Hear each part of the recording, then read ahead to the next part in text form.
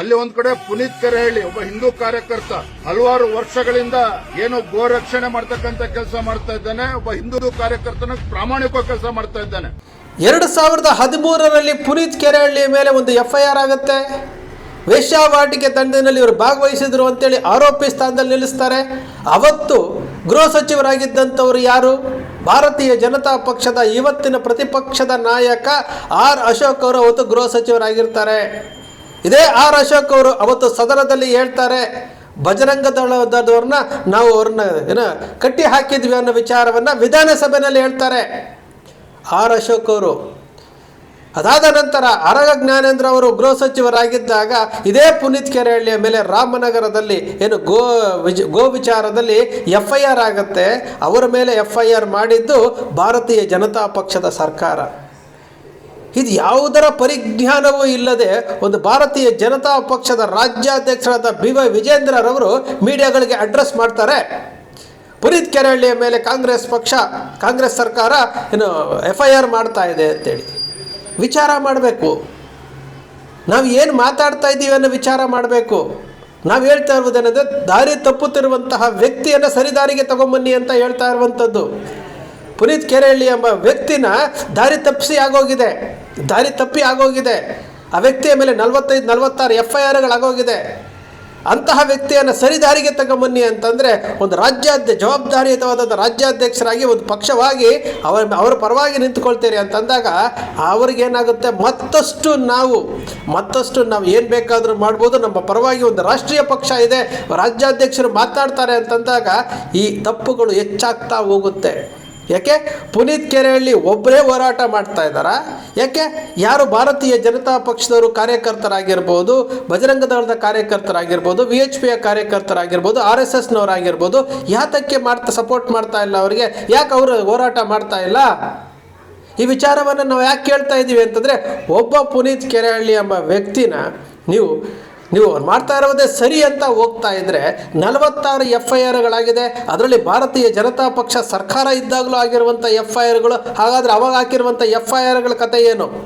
ಅಂದರೆ ಅವತ್ತು ನೀವು ಪುನೀತ್ ಕೆರೆಹಳ್ಳಿ ಅವತ್ತು ವಿಲನ್ ಆಗಿ ಕಂಡ, ಇವತ್ತು ಕಾಂಗ್ರೆಸ್ ಪಕ್ಷ ಅಧಿಕಾರಕ್ಕೆ ಇದೆ, ಕಾಂಗ್ರೆಸ್ ಸರ್ಕಾರ ಇದೆ, ಅದಕ್ಕೋಸ್ಕರವಾಗಿ ನೀವು ಅದನ್ನು ಎನ್ಕ್ಯಾಶ್ ಮಾಡ್ಕೊಳ್ಳೋದಕ್ಕೋಸ್ಕರವಾಗಿ ಅವ್ರ ಮೇಲೆ ಗೂಬೆ ಕೂರಿಸ್ತಾ ಇದ್ದೀರಾ. ಒಂದು ತಪ್ಪು ನಡೆಯುತ್ತೆ, ಒಂದು ಅಪರಾಧ ನಡೆಯುತ್ತೆ ಅಂತಂದಾಗ ಕಾನೂನಿನ ಪ್ರಕಾರ FIR ಆಗುತ್ತೆ.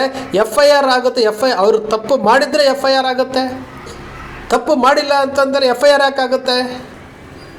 ಇಲ್ಲಿ 45-46 FIRಗಳಾಗಿದೆ. ಕೋರ್ಟಿಗೆ ಹೋಗ್ತಾ ಇದ್ದಾರೆ. ಕೋರ್ಟಿಗೆ ಹೋದಾಗ ಬಿಡಿಸ್ಕೊಂಬರೋಕ್ಕೆ ಒಂದು ತಂಡ ಇದೆ ಅಂತ ಎಲ್ಲವನ್ನೂ ಸೆಟ್ ಮಾಡಿ ಕೂತ್ಕೊಂಡಿದ್ದೀರಲ್ಲ. ಒಬ್ಬ ಯುವಕ ದಾರಿ ತಪ್ಪಿದ್ದಾನೆ. ಆ ತಪ್ಪಿರುವಂತಹ ಸರಿದಾರಿಗೆ ತರಬೇಕು ಅನ್ನೋದಿಲ್ಲ, ಇವರು ಪ್ರೋತ್ಸಾಹ ಕೊಡ್ತಾ ಇದ್ದಾರೆ. ಎಂತಹ ವಿಚಾರ ಇದು? ಅವತ್ತು ಗೃಹ ಸಚಿವರಾದಂಥ ಅಶೋಕ್ ಮಾಡಿದ್ದೇನು? R ಅಶೋಕ್ ಅವ್ರು ಮಾಡಿದ್ದೇನು? ಆರಗ ಜ್ಞಾನೇಂದ್ರ ಅವ್ರು ಮಾಡಿದ್ದೇನು? ರಾಜ್ಯಾಧ್ಯಕ್ಷರು ಮಾತನಾಡಬೇಕಾದ್ರೆ ಮಾಹಿತಿಗಳನ್ನು ಕಲೆ ಹಾಕಿ ಮಾತನಾಡಬೇಕು.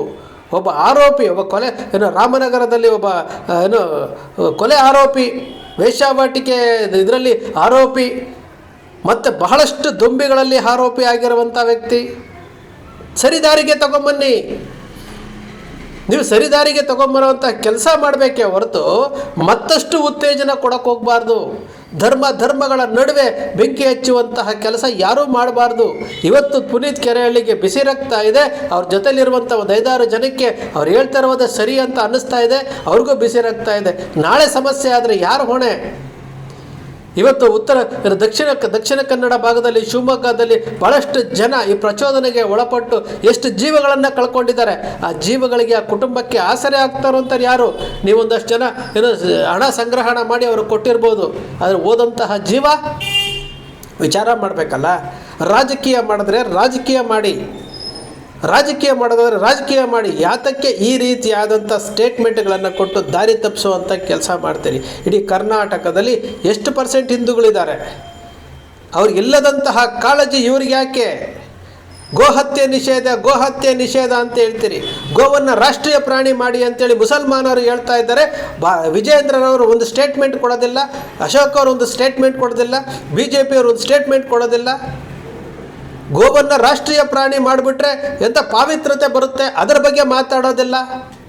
ಇಲ್ಲಿ ಹಿಂದೂ ಮುಸ್ಲಿಂ ಅಂತ ಇಟ್ಕೊಂಡು ಅದನ್ನು ಮುನ್ನಡೆಸ್ಕೊಳ್ತಾ ವೋಟ್ ಬ್ಯಾಂಕ್ಗೋಸ್ಕರವಾಗಿ ಈ ರೀತಿ ಧರ್ಮಗಳ ನಡುವೆ ಬೆಂಕಿ ಹಚ್ಚುವಂಥ ಕೆಲಸ ಯಾಕೆ ಮಾಡಬೇಕು? ಸೊಲ್ಯೂಷನ್ ಇಲ್ಲೇ ಇದೆಯಲ್ಲ. ಅವರೇ ಹೇಳ್ತಾ ಇದ್ದಾರಲ್ಲ, ಗೋವನ್ನು ರಾಷ್ಟ್ರೀಯ ಪ್ರಾಣಿ ಮಾಡಿ ಅಂತೇಳಿ. ಅಂದರೆ ನಿಮಗೆ ರಾಷ್ಟ್ರೀಯ ಪ್ರಾಣಿ ಮಾಡೋದು ಇಷ್ಟ ಇಲ್ಲ. ಗೋವನ್ನು ರಾಷ್ಟ್ರೀಯ ಪ್ರಾಣಿ ಮಾಡಿಬಿಟ್ರೆ ನಿಮಗೆ ಇಶ್ಯೂ ಸಿಗೋದಿಲ್ಲ ಅನ್ನೋ ಕಾರಣಕ್ಕೆ ಅಯೋಧ್ಯ ರಾಮ ಮಂದಿರದ ವಿಚಾರವನ್ನು 1992ರಿಂದಲೂ ನೀವು ಅದನ್ನು ಇಶ್ಯೂ ಮಾಡ್ಕೊತಾನೆ ಬರ್ತಾ ಇದ್ದೀರಿ. ರಥಯಾತ್ರೆ ಮಾಡ್ಕೊತಾ ಬರ್ತಾ ಇದ್ದೀವಿ. ಬಾಬ್ರಿ ಮಸೀದಿ, ಬಾಬರ್ ಬಂದು ರಾಮ ಮಂದಿರವನ್ನು ಹೊಡೆದಾಕ್ಬಿಟ್ಟು ಮಸೀದಿ ಕಟ್ಟದ ಅಂತ ಹೇಳುವಂಥವ್ರು ಇವತ್ತು ರಾಮ ಮಂದಿರದಲ್ಲಿ ನಡೀತಾ ಇರುವಂತಹ ಅವ್ಯವಹಾರಗಳಿಗೆ ಯಾವತ್ತರ ಚೀಮಾರಿ ಹಾಕಿದ್ದೀರಾ? ಆ ಕಳ್ಳರಿಗೆ ಚೀಮಾರಿ ಹಾಕಿದ್ದೀರಾ? ಸಮರ್ಥನೆ ಮಾಡ್ಕೊಳ್ತಾ ಇರುವಂಥದ್ದು. ಅಜಿತ್ ಹನುಮಕ್ಕನವರು ಒಂದು ವಿಡಿಯೋದಲ್ಲಿ ಹೇಳ್ತಾರೆ, ಆಶ್ಚರ್ಯ ಆಗುತ್ತೆ. ಅದ್ರ ಬಗ್ಗೆ ಒಂದು ವಿಚಾರ ಮಾತಾಡೋದಿದೆ. ಅವ್ರು ಹೇಳ್ತಾರೆ, ಇದೇ ಅಜಿತ್ ಹನುಮಕ್ಕನವ್ರು ಹೇಳ್ತಾರೆ ರಾಮ ದೇವರಲ್ಲ ಅಂತ ಹೇಳ್ತಾರೆ.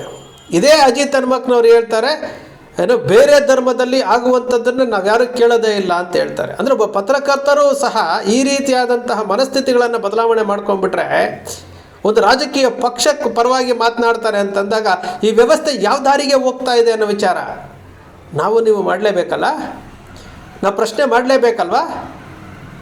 ನಿಜಕ್ಕೂ ಆಶ್ಚರ್ಯ ಆಗಿದ್ದು, ನನಗೆ ಆಶ್ಚರ್ಯ ಆಗ್ತಾ ಇರೋದೇನಂತಂದರೆ ಒಂದು ರಾಜ್ಯಾಧ್ಯಕ್ಷ ಈ ರೀತಿಯಾದಂಥ ಸ್ಟೇಟ್ಮೆಂಟ್ಗಳನ್ನು ಕೊಟ್ಟರೆ ನಾಳೆಯ ದಿವಸ ಇವ್ರದ್ದು ಸರ್ಕಾರ ಬರುತ್ತೆ.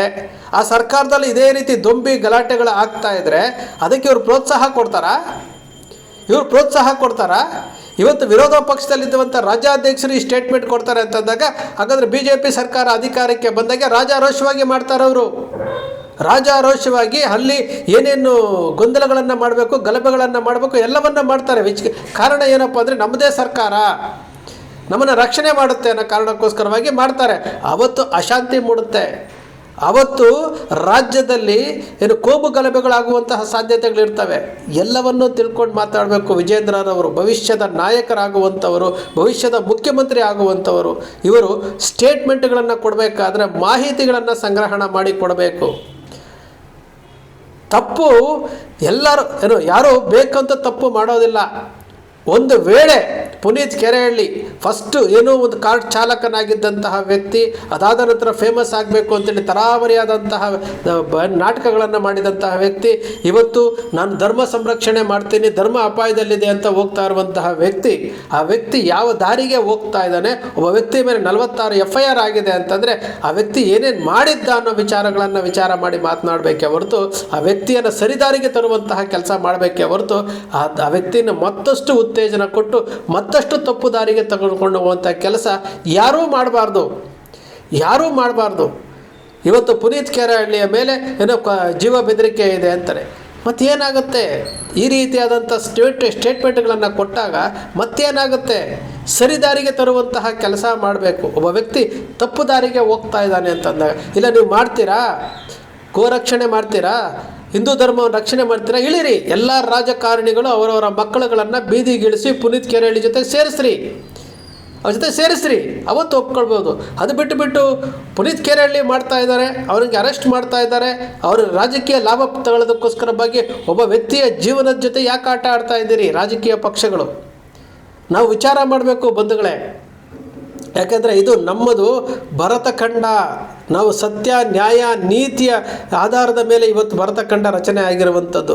ಅಯೋಧ್ಯ ರಾಮ ಮಂದಿರ, ರಾಮ ರಾಜ್ಯದ ಕನಸನ್ನು ಹೊತ್ತಿರುವಂತಹ ನಾವುಗಳು ಇವತ್ತು ರಾಮನ ದೇವಸ್ಥಾನದಲ್ಲಿ ಕಳ್ಳತನ ಆಗಿದೆ ಅಂತಂದರೆ ನಾವು ಅದರ ಬಗ್ಗೆ ಪ್ರಶ್ನೆನೂ ಮಾಡೋದಿಲ್ಲ, ಅದರ ಬಗ್ಗೆ ಕೇಳೋದೂ ಇಲ್ಲ. ಅಂಧ ಭಕ್ತರುಗಳನ್ನು ಇಟ್ಕೊಂಡು ನಾವಿವತ್ತು ಏನೆಲ್ಲ ಸೃಷ್ಟಿ ಮಾಡ್ಕೊಳ್ತಾ ಇದ್ದೀವಿ. ಇದು ನಮ್ಮ ರಾಜ್ಯದ, ನಮ್ಮ ದೇಶದ ಇವತ್ತಿನ ದಯನೀಯ ಸ್ಥಿತಿ ಅಂತ ನಾವು ಹೇಳಬೇಕಾಗುತ್ತೆ. ಪುನೀತ್ ಕೆರೆಹಳ್ಳಿಯಂತಹ ಯುವಕ ದಾರಿ ತಪ್ಪಿದ್ದಾನೆ, ಅದು ಸರಿದಾರಿಗೆ ತರುವಂತಹ ಕೆಲಸ ಮಾಡಬೇಕಾಗಿರುವಂಥದ್ದು ಎಲ್ಲರ ಕರ್ತವ್ಯ, ಜವಾಬ್ದಾರಿಯೂ ಸಹ. ಸ್ನೇಹಿತರೆ, ನಿಮ್ಮ ಅಕ್ಷರ ಮೀಡಿಯಾ ಸೃಷ್ಟಿ ಮಾಡೋದಿಲ್ಲ, ಕಲ್ಪನೆ ಮಾಡೋದಿಲ್ಲ, ವಾಸ್ತವದ ವಿಚಾರವನ್ನಷ್ಟೇ ವಿಶ್ಲೇಷಣೆ ಮಾಡುತ್ತೆ. ನಿಮ್ಮ ಅಕ್ಷರ ಮೀಡಿಯಾದ ವಿಶ್ಲೇಷಣೆ ನಿಮ್ಗೆ ಇಷ್ಟ ಆಯಿತು ಅಂದರೆ ಸಬ್ಸ್ಕ್ರೈಬ್ ಆಗಲಿಲ್ಲ ಅಂದರೆ ಸಬ್ಸ್ಕ್ರೈಬ್ ಮಾಡ್ಕೊಳ್ಳಿ, ಪಕ್ಕದಲ್ಲಿ ಕಾಣುವಂಥ ಬೆಲ್ ಐಕಾನ್ ಪ್ರೆಸ್ ಮಾಡಿ, ಶೇರ್ ಮಾಡಿ, ಪ್ರೋತ್ಸಾಹ ನೀಡಿ.